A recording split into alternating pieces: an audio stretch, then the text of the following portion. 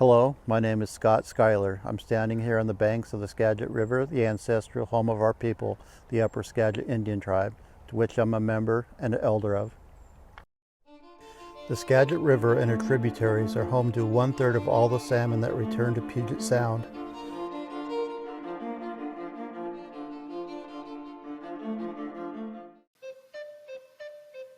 After spending their adult lives in the Pacific Ocean, they migrate upstream to spawn. These salmon were born in rivers and streams of the Skagit River watershed.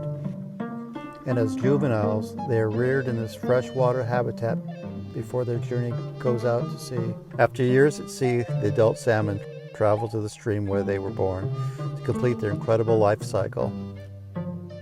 From the thousands of miles they have swam across the Pacific Ocean and the predators they evade, they have adapted to natural changes in their environment. They have persevered. But over the past centuries, as more and more people have settled along the Skagit River, the landscape began to change drastically.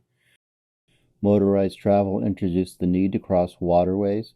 One of the easiest ways to do so was through the installation of bridges or a pipe underneath the road called a culvert. A culvert is a pipe that directs water flow underneath the road crossing.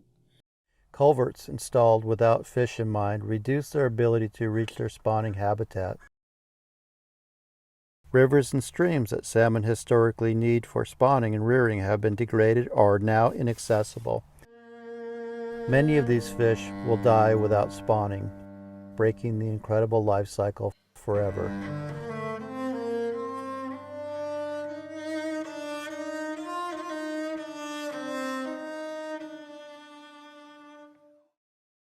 Hi, I'm Yuki Rice. I'm the restoration ecologist with the Skagit Fisheries Enhancement Group.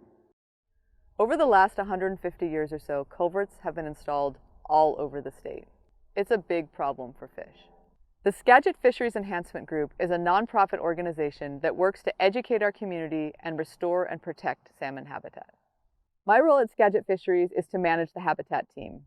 I'm a fish biologist by trade, and on this job, I get to work on projects that restore habitat for fish and other aquatic species. I get to be involved in all stages of the restoration, from developing projects with partners, writing grants, on-the-ground construction management, and monitoring to see how the fish respond. A slough is defined as a side channel to a main stem river without significant flow. This type of habitat creates slow-moving water that is ideal for young salmon. In recent years, there has been a large-scale effort to replace all of the culverts that are blocking salmon from accessing rivers and streams, while also working to improve fish habitat. These fish have a right to passage.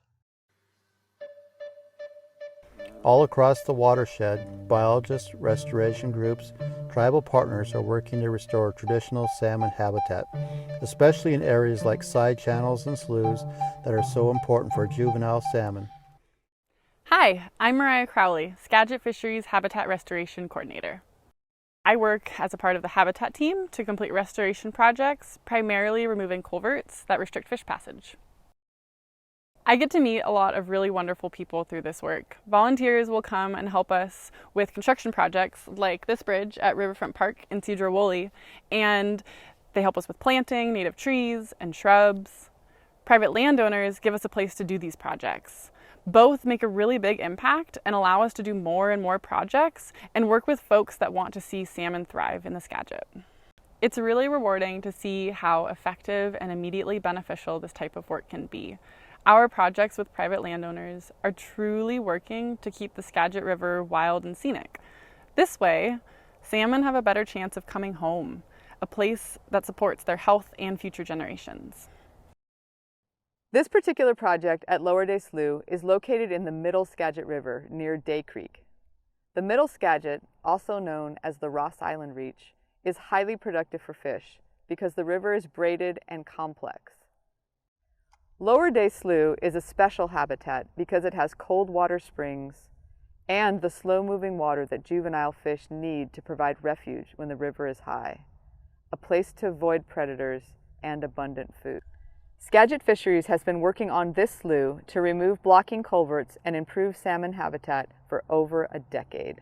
Over this time, we've planted more than 10,000 native plants and opened up close to a mile of habitat for juvenile fish and spawning adults. This year, we're working to remove one of the last culverts on Lower Day Slough. Once all the barriers are removed, over 2.5 miles of high-quality habitat will be available for fish. Hi, my name is Levi Nyberg. I'm with Highline Construction. We're out here doing a project for Skagit Fisheries Enhancement Group on Lower Day Slough to replace a fish passage blockage culvert with a new bridge. Take something that was put here a long time ago and correct an error that really never should have been there in the first place, but we didn't know any better at the time. And they're just a very rewarding project to do.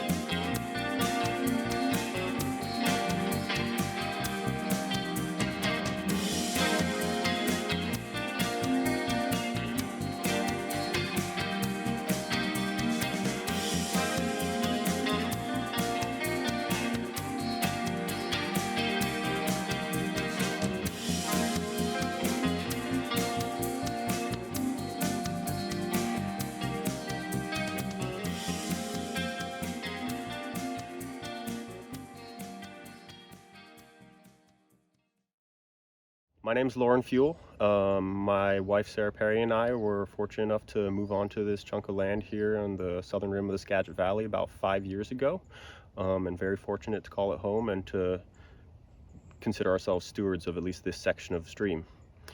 Very quickly after we moved onto the property, we heard from neighbors on two sides, in addition to receiving a mailing from Skagit Fisheries Enhancement Group, that they'd been attempting to contact these landowners for quite some time because of the culvert that we had on our property on a starboard creek here that was considered a fish barrier. Naturally, our goal with this property is to do as best for the forest and as best for the stream as we can, and so it was a no-brainer for us. Absolutely, we're willing to let you guys onto our property to whatever's needed to benefit both us on the property and the habitat up and downstream here.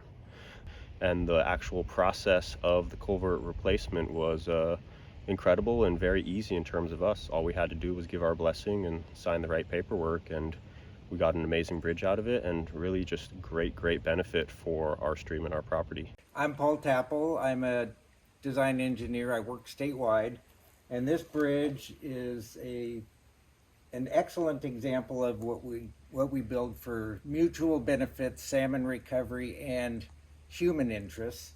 So what was here before was a 3-foot diameter culvert about this big around, so you can see we've opened up Lower Day Slough substantially for all wildlife and fisheries, including all species of salmon. I'm Dr. Dan Sargent, and here is our bridge that we got last fall from Skagit Fisheries. The bridge has really been helpful to us. We have 20 cows or so out there that are in a flood zone. Since having the bridge, there's been no water over it, so we can wait longer to move the cows. It's safer to move the cows because the bridge is much more sturdy and a lot wider. Wildlife also, there's a lot of wildlife here that have benefited just with the water, not pooling up and destroying all the plants and things. When the bridge was being built, they were great as far as, working with us. The most rewarding part of this job is being able to see a fish swim freely under a new bridge.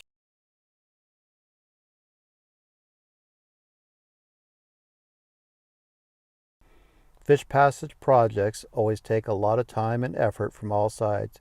Project managers, restoration partners, permitting agencies, engineers, construction contractors, and most importantly, the landowner. Without them, none of these projects would happen. With your help, we can preserve the iconic salmon for generations to come.